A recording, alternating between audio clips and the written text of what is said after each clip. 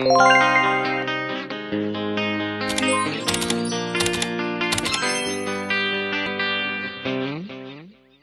morning, welcome to July in the Philippines. Today is Thursday. Oh no, Friday. Nandito kami ngayon sa bukid. At kabisihan namin, no. Nandito kami sa kagubatan. Sa malaking kahoy na ito. At si Dodong, meron siyang kinukul.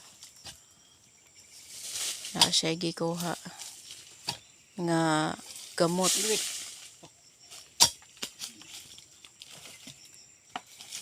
Kumuha siya ng sibukaw. Tawag nito sa amin. Tawag ko niyan sibukaw. Kasi maganda siya sa katawan. Kung may mga cancer, may mga bughat. Sa patunan, ang angay ananan. Nag-bleeding all around. So, minsan hindi ito ni-recommend ng mga doktor, pero ito yung mga matagal ng gamot talaga sa kapanahonan daw dating sinanuno nila pa. At maraming nag-order nito. Order or nanghingi. Kasi meron kaming isang kaibigan na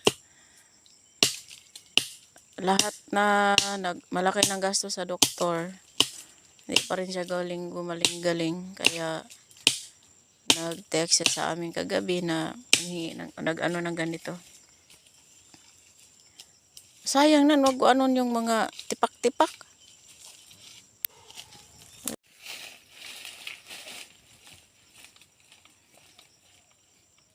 So, mahaba siya na. Kana na lang siya.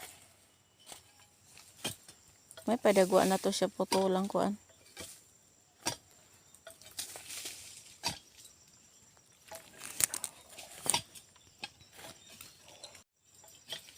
Ito yung kinuha mani mga sibukaw.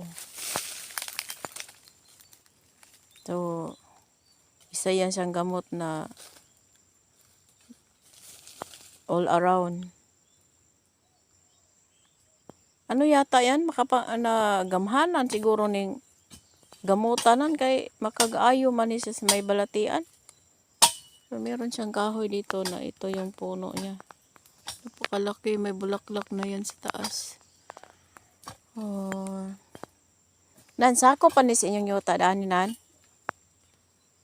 Nyuha pa ni din hino? Oh. Meron kaming. So, pwede na siya, ay na lang para di mahurot. Naa pa day lainan, oh. Para ay. Kini, nagkuan. Pero dako na kay na siya. Ay di lang marami, daghan kay para naatay balikon.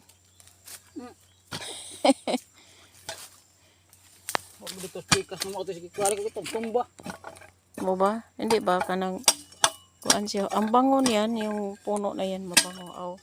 Ugat. So, mahirap lang siya kuanon, kulkulin.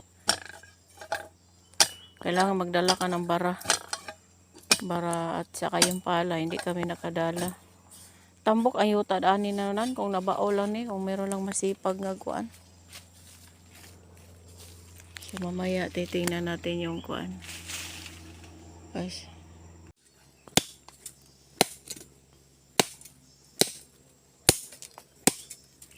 Wala yun mo lang tinubig. Tinubig siya. Kada kuan na may yun ni. Oh. So pila ka days ang ma-affect ana nga makuan. Amo sige ni inom ni. Kay mo ginim ka lawa ila. Sabre sudang ang papa. Kana nang pakli lang sayang nan.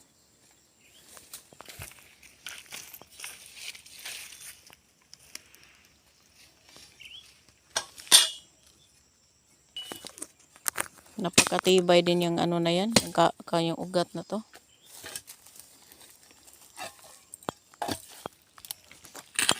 Ayan. Kuha na. May gabas tayo doon.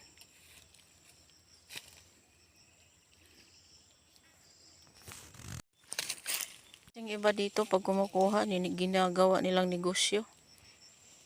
Kasi nakarating na to kahit saan eh. Nakarating na sa Buanganan. Namatay na siya. Ha? Pero kato siya may okay. Bukid namin. Layo ng pinuntahan namin. Lasang. Super dami ng kahoy. Daggo na. Let's go na kami.